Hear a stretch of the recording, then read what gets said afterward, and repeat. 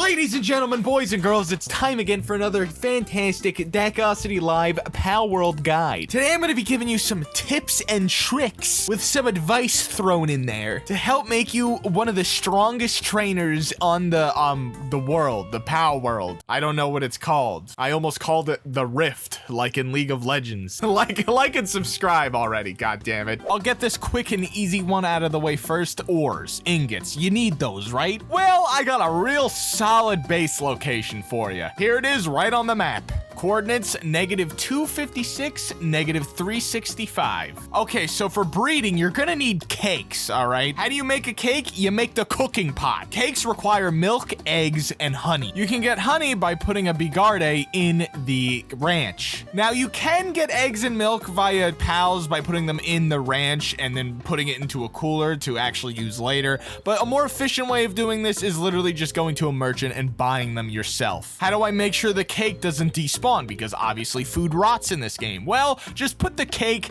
in the breeding box. That's right, the breeding thing has a box which you can put the cake in. It'll just stop it from rotting. Unless this is changed in a next patch note. I hope not, because actually keeping food alive in your base right now sucks because the AI just doesn't want to listen to me. Even if I tell a sweeper to cool the box infinitely and it just doesn't do it. I hate it. A fantastic tool to use when you want to start breeding is the Palworld breeding calculator. Basically, you can search up any pal that you want to create and it'll give you every single combo you need to actually make that. I use this site to make an Anubis, an extremely powerful earth type pal, using a Bushi I found in one of the dungeons, it's a boss, and a random female pen king. This was pretty easy to get. You can create some extremely powerful pals very early on using this. Anubis has 4 handiness, so I'll never have to actually worry about crafting anything ever again. Look at how fast those gigaspheres are going. Now, combining those tips I just gave you, especially the Anubis and ore part, you can see where I'm going with this, right? Craft a hell of a lot of gigaspheres using the Anubis to speed up the process. You know, it's a little bit faster with that way. Have infinite ore so you can make a shit ton of gigaspheres. And then go pick a kind of high level pal. In my case, the Mossanda, because it has the Grenadier upgrade at level 24. Go catch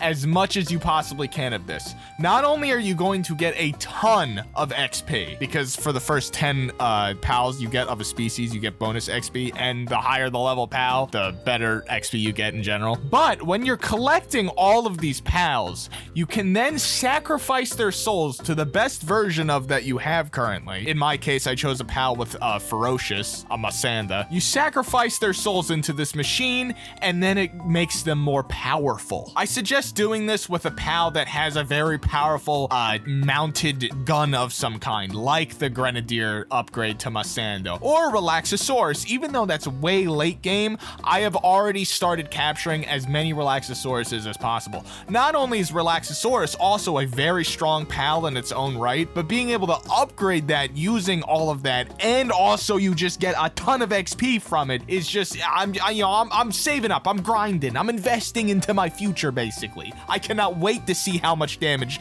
this missile launcher crap does. By the way, for those wondering where to find a Relaxosaurus, they spawn all over the place in that base location I already gave earlier in the video. It's the 2-in-1 combo, baby. You got infinite ore and infinite Relaxosaurus, and you can farm the boss that is a Relaxosaurus Lux if you want to. Most of you probably aren't even ever going to experience this, but if you ever find a lucky bigarde, lucky pals shine, you know, with those little glimmers and glitters and stuff, right?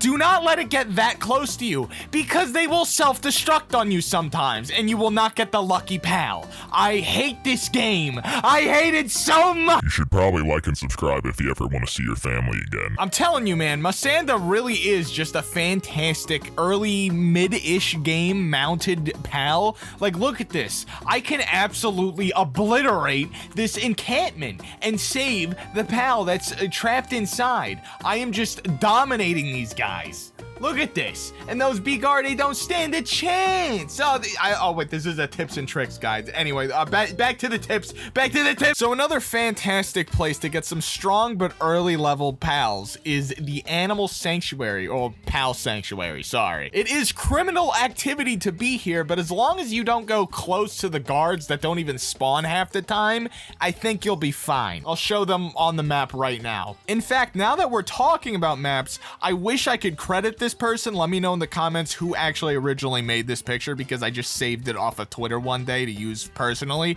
But here is the full map of Palworld with every single region with its like general levels of all the pals in there, right? You can map out how you play the game using this, because you should be generally around the same levels as the pals. If you want to get a little spicy, go to like 5, maybe 10 levels above you. Actually, 10's actually a little bit crazy, but I mean, I believe in you guys, especially if you follow this guide and use that Grenadier Mossanda. You could just stun lock them with the grenades, basically. Another thing that I probably should have mentioned when we were talking about food is the jam-filled bun. It is really easy to grind berries and wheat very early. Turn all of these into jam-filled buns as soon as possible using the cooking pot. Your pals will be so much better off both working efficiently in your house because they're not constantly eating berries, and you can put these in your food bag so then the pals in your party aren't as hungry too. Get a freaking Digtoise, all right? Get a bunch of them actually if you want as much ore as possible as fast as possible. These things are beast.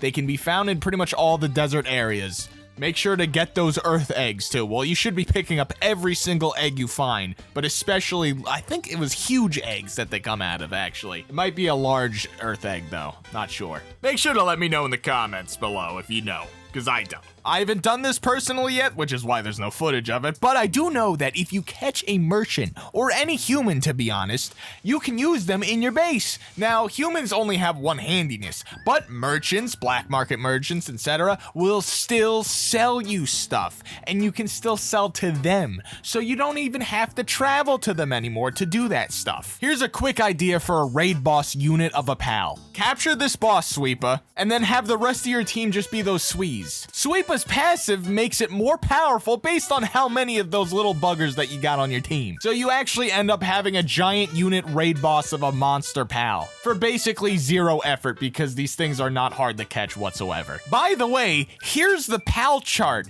Yeah, that's right. This is what's super effective and not very effective against every type. It's pretty useful, man. You can cheese out some wins using this effectively. That's why, if you haven't noticed, fire is a little bit less abundant, because it's the only one in the game that is super effective against 2 different types of pals. This is a little weird considering how deep we are into this video, but if you're weighed down like too much to where you can't even move in your base, but you need to get that to some other chest nearby, instead of dropping it and kind of like, you know, shimmying it on the ground until you can get to the chest, use a grappling hook. It doesn't matter how much you weigh, the grappling gun will shoot you and pull you to where you need to go.